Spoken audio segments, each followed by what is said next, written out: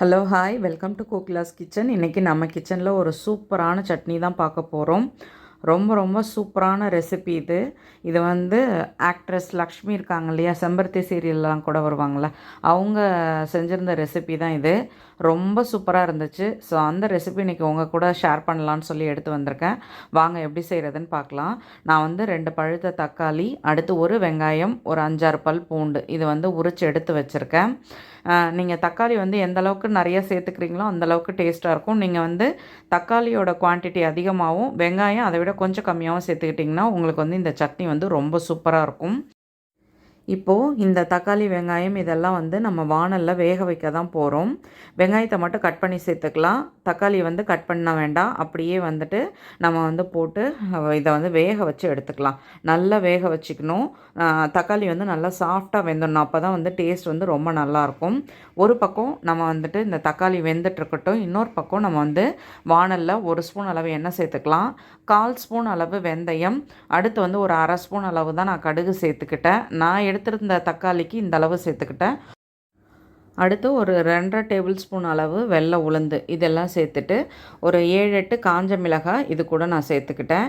இப்போ பாருங்கள், இது எல்லாத்தையுமே நம்ம வந்து நல்லா கோல்டன் ப்ரௌனாக வறுத்து எடுத்துக்கலாம். மிளகாய் வந்து சீக்கிரமாகவே வறுத்தாச்சு, அதனால் நான் வந்துட்டு அதை வந்து தனியாக எடுத்துட்டேன். உளுந்து வந்து கொஞ்சம் அது கோல்டன் ப்ரௌன் ஆகிறதுக்கு லேட் ஆச்சு, அதனால் நான் வந்துட்டு அதை மட்டும் போட்டு நல்லா வந்து வறுத்து எடுத்துக்கிட்டேன். இப்போ இது எல்லாத்தையுமே நம்ம ஃபேனில் ஆற வச்சிடலாம். ஆற வச்சுட்டு ஃபஸ்ட்டு மிளகாவை வந்து நான் மிளகாய் வந்து ஃபஸ்ட்டு அரைச்சிட்டு அதுக்கப்புறம் வந்து இந்த உளுந்து கடுகு இதெல்லாத்தையும் வந்து நல்லா அரைச்சிக்கிட்டேன். அதுக்கப்புறம் இதிலே தேவையான அளவு உப்பு, அதுக்கப்புறம் கொஞ்சம் தனி மிளகாத்தூள் சேர்த்துக்கிட்டேன். அடுத்து நம்ம வேக வச்சு ஆற வச்சுருக்க இந்த தக்காளி வெங்காயத்தை அதில் சேர்த்துட்டு கொஞ்சமாக புளி ஊற வச்சு அதையும் நல்லா நைஸாக அரைச்சி எடுத்துகிட்டு வந்துட்டேன். இப்போ நம்ம வழக்கமாக போடுற தாளிப்பு தான். எண்ணெயில் வந்து கடுகு கருவேப்பிலை போட்டு நம்ம அரைச்சி வச்சுருக்க இந்த சட்னியை வந்து அதில் சேர்த்துக்க வேண்டிதான். நான் வந்து திக்காகவே இருக்கட்டும்ன்றதுனால இந்த மாதிரி வச்சுட்டேன். உங்களுக்கு தண்ணியாக வேணும்னா கூட நீங்கள் இன்னும் கொஞ்சம் தண்ணி ஆட் பண்ணிக்கலாம். இப்போ இது எல்லாத்தையும் அதில் சேர்த்தாச்சு. சேர்த்துட்டு ரொம்ப நேரம்லாம் நான் கொதிக்க விடல. 1 நிமிஷம் அதில் நல்லா கிளறி விட்டுட்டு அப்படியே வந்து அந்த சூட்டோடையே ஆஃப் பண்ணிட்டேன். ரொம்ப ரொம்ப சூப்பராக இருந்துச்சுங்க. நீங்கள் வந்து மஸ்ட்டு ட்ரைன்னு சொல்லுவேன். இந்த சட்னி வந்து அவ்வளோ ஒரு டேஸ்ட்டாக இருந்துச்சு.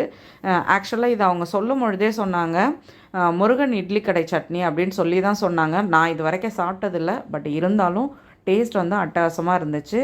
சுட சுட சூப்பராக நம்மளோட இந்த தக்காளி சட்னி ரெடி ஆகிடுச்சு. நீங்களும் வீட்டில் ட்ரை பண்ணி பாருங்கள். கண்டிப்பாக உங்களுக்கு பிடிக்கும். வீடியோ பிடிச்சா லைக் பண்ணுங்கள். என்னோடய வீடியோ உங்களுக்கு யூஸ்ஃபுல்லாக இருந்தால் சப்ஸ்கிரைப் பண்ணிக்கோங்க. மறக்காமல் செஞ்சு பார்த்துட்டு உங்கள் கமெண்ட் சொல்லுங்கள்.